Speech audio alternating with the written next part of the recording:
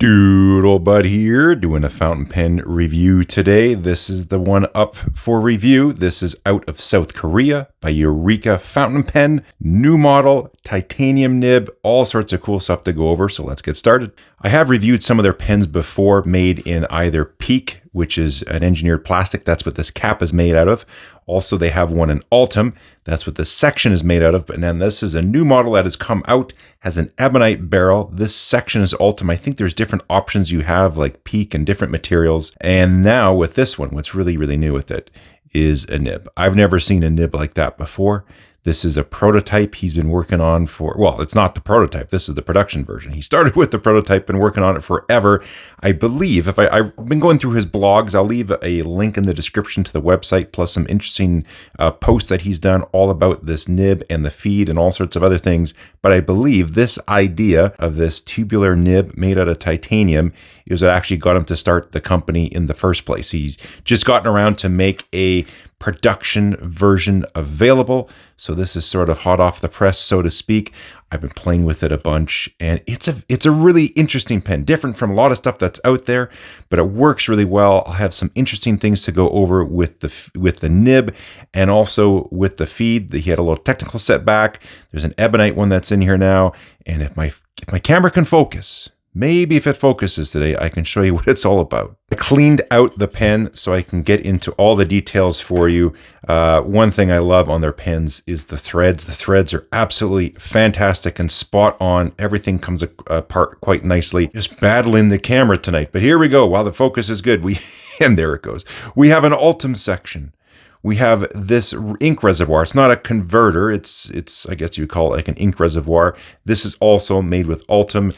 I'll talk about the feed here in just a moment. It was made of Ultim. Now it is made of ebonite. So that's a very interesting setup, how that's done. We'll measure the ink capacity in a moment. Here is the section. What you do is you unscrew it. Maybe I got to be further back. Maybe that's what's going on. There we go. Unscrews very nicely. And here you have the nib and feed all together. I just wiped things up, so there's some little particles from my tissue paper on there. And it just slides out very nicely. That's one thing I like about the whole setup he has with his machining and the threads and everything else. So you can see we got some keys essentially built into this tubular nib design. And we also have those built into the feed, sans the tissue paper. There we go. And so a lot of times there can be, you're trying to align the nib and the feed, how much stick out you should have. Well, here you go. It just tells you where to go. If you're in the wrong spot, it's not going to go. You get it in the right spot, and then you press it in, and you're done. I have this little nib here in the background. This is from a vintage Schaefer. And so, yeah, this is a tubular feed, tubular nib from back in the day. And so here is, I guess, like a modern day rendition, modern day version of it. Obviously, some tweaks and stuff like that. Tubular nibs have been around for a long time. And so here is another version. This would just sort of slip fit on. This is quite nice how it threads on into the section. I don't have a monarch nib from Shown Design, but they have a similar type of concept with that as well. I think he's actually been working on this even longer than Ian was, but Ian got his out in production sooner than he did. An interesting part of the design is just you have this longer stick out. And essentially what that is meant to do is, this is titanium. It's untipped, so it's raw titanium on the page. It is quite hard, so there's been some processing done to the nib, some heat treatment and whatnot to make sure that the titanium is actually quite hard. It's even a very specific grade of titanium. It's grade 5, but there's a very specific type he's looking for the properties that he wants with this nib. So a lot of R&D and research went into this, but also just over time, as you write, nibs can wear down. Now, a regular tipped nib, let's find one over here somewhere. Here's a Lamy. That ball, you got to do some serious work to wear that down because it is so hard. The hardness of this tipping here, well, essentially the nib itself, is quite hard on the level of some of the lower end tippings, but it could wear over time. So he leaves a lot of room on here. So even if you use this for an extremely long time, and wear this down and wear it down, you will get a heck of a lot of time out of this nib. Also, too, it allows for multiple regrinds, which is quite neat. So there's a lot of design consideration. Again, I'll put a link down there into some of the articles that really talks into the details of all the work that went into this nib. You can see some of the coloring from the heat on the titanium here too. When you heat up titanium, it'll oxidize and you get some little coloration in there too, which is quite nice. Let's put the pen back together, show you some more. Actually, hold on a second while I'm at it. And I got the pen apart. Let's show you the two feeds. So obviously we have the Ultim feed there in the yellow, the ebonite feed here in the black because it's ebonite. Now, again, I was equipped originally with the Ultim feed. That was his goal, but pretty quickly with a bunch of testing, users start to find some issues where it took a long time for this feed to stabilize. It would essentially sort of leak right away. It would stabilize, but it took several days and then it was working fine, but that just wasn't what he wanted. So he switched back to ebonite. He had to sort of back burner the Ultim feed for now. He has some ideas, but he's going to work on that, and did some design changes there on the ebonite feed as well, just to better control the ink flow. But yeah, there's just an idea. He really wanted to stick with the Ultim feed. He was quite devastated and disappointed in that, but he's got an article all about that talks about, things that work and didn't work. But yeah, he's still working on it. And so hopefully one day he gets it sorted out and can get an Ultim feed in there. But for now, we got good old ebonite and this thing works great. So let's get this back together. I will fill it up and show you how I do it. You essentially use a syringe, but your ink reservoir goes in like so. Barrel just spins on very nicely with really, really good threads. There's a look at it there. As far as posting, it sort of posts. I wouldn't say it's really the best poster. I don't think it's necessarily designed for that. But, if you've watched my channel for any length of time, I have a pretty sizable hand and it's very comfortable unposted. And that's obviously how I've been using it. You do have this faceted pattern here on the cap, on this peak material, this black peak material. Really well done. His machining is always spot on. His threads, again, I don't know if this excites you, but when you can flip a cap on like that, it just, I love that. With all those facets on the cap, it also acts as a bit of a roll stop. Now, if you just keep her going, it'll keep going. But eventually, you can set this down on a desk. It will wobble for a moment, but it will stay in place. And there, again, there's all sorts of different designs he has for the bodies and the caps and materials and combinations you can do. Check out the website for more details and options and all that stuff. Pricing, again, depending on the exact model, but they're usually floating around about $160.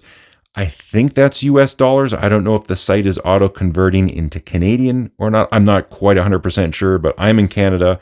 When I logged into the site, it didn't say CAD anywhere, so I'm just assuming it's 160 US, but check the site for all the exact details. Maybe depending on your region, the pricing could be different. I have to say that writing with the nib, it's a very unique experience. I haven't written with a pen that, with a nib that looks like this, and also that feels like this. So it's quite nice. I've really enjoyed it. It has a bit of a softness to it.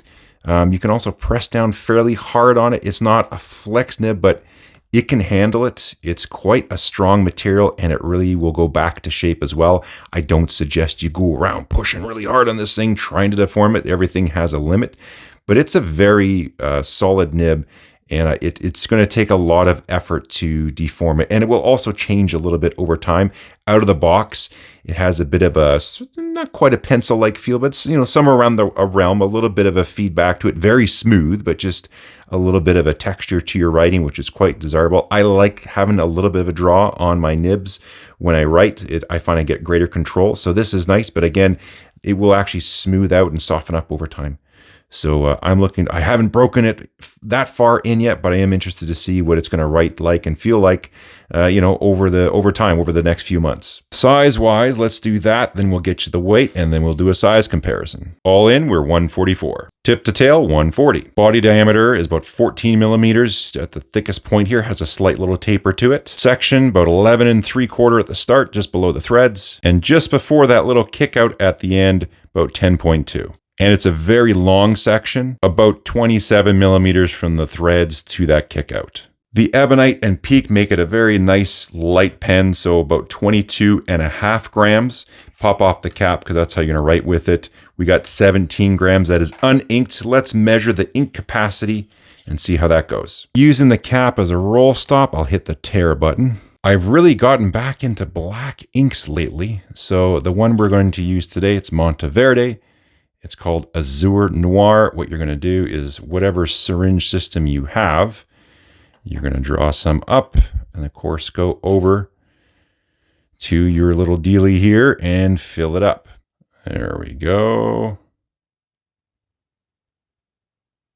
I'll go to about there, maybe just a touch more. There we are. I think that's good. I don't want to put it on and then all of a sudden ink floods out everywhere. It's just a slip fit to put it back on, a little O-ring to help with sealing. So let's see what we're getting now. It's going to roll away on me.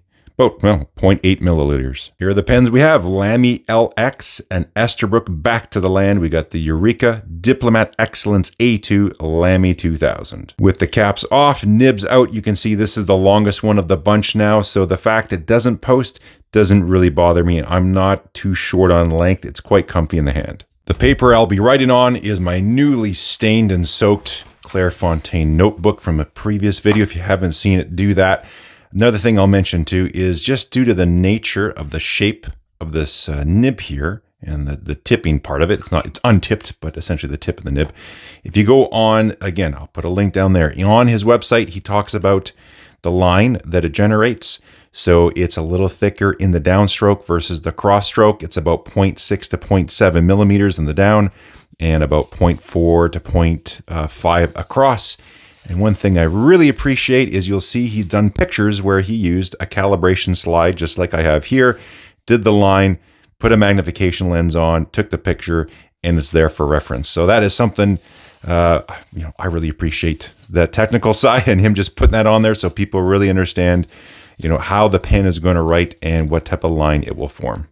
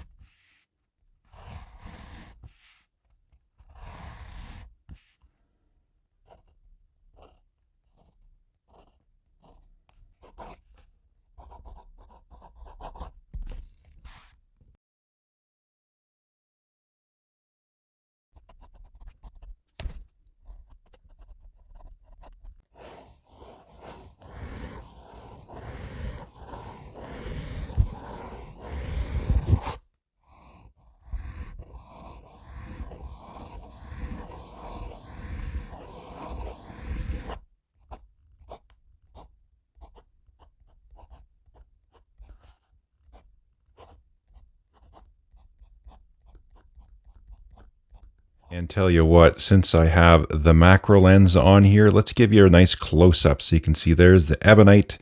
Very nice and smooth and polished. Very few, I don't really see any defects or inclusions in it. Nice coloring. I don't know if the light's going to get it, but you got this gorgeous little swirl here on the back. And now a little bit more detail on the nib and the feed. I think it is wire EDM cut. I could be incorrect in that, but I think that's the process that he has for this. So overall, yeah, fit and finish on everything is really, really, really good. There's a look at those threads. They're just a fantastic thread. All of his threads on his pens have been absolutely spot on. Don't know if that's important to you, but to me it is, because you take the cap on and off all the time. Last thing you need is a bad thread, so things wear out over time. It also seals the nib perfectly. I've left it for, it was 3 weeks. That was part of my test. Wrote up right away. When you see this nib, the first thing you probably ponder is how does it write? And all I can tell you from using it for a good chunk of time now, I really enjoy it. It's a unique writing experience. It feels different than all my other nibs, but it's nice. It has just that right touch of feedback. It's smooth on the page. Apparently will get even smoother. I like where the feedback is now, but apparently it's going to be a little bit smoother even so. You do put some line variation out of it. I hope you could see on the writing sample, maybe you could hear it with the microphone, just how hard I'm pushing on there. I've never pushed that hard on any nib ever. and it doesn't deform. I don't encourage you to go around pushing as hard as you can. But if I push that hard on any other nib, that tying gap would not remain where it is. So the comments that he's making on his write-up about the nib, the construction, how it's flexible, like it is, but it's not like a flex nib, but it goes back to shape, are all 100% true. I can confirm those. Like, again, I don't know if we can show you on this, but I can feel those letters maybe on the backside. You can see it a little bit, but this is really good paper. But, you know, I almost cut through. There's a few spots where it actually grabbed some paper out of the page. I cleaned that out and it kept on writing. So it's a very strong nib, very durable.